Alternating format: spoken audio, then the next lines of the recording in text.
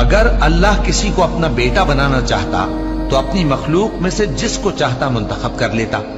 وہ پاک ہے، وہی ہے اللہ جو اکیلا ہے، بڑا زبردست ہے۔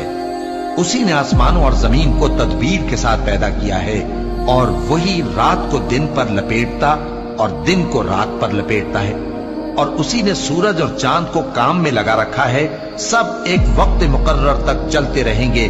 دیکھو وہی غالب ہے، بخشنے والا ہے۔ اسی نے تم کو ایک جان سے پیدا کیا، پھر اس سے اس کا جوڑا بنایا، اور اسی نے تمہارے لیے چوپایوں میں سے 8 جوڑے بنائے۔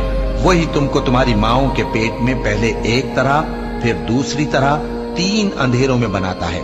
یہی اللہ تمہارا پروردگار ہے، اسی کی بادشاہی ہے، اس کے سوا کوئی معبود نہیں۔ پھر تم کہاں بہہ کے جاتے ہو؟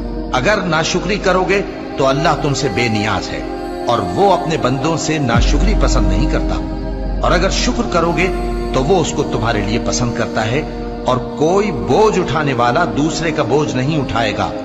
پھر تم کو اپنے پروردگار کی طرف لوٹنا ہے، پھر جو کچھ تم کرتے رہے وہ تم کو بتا دے گا۔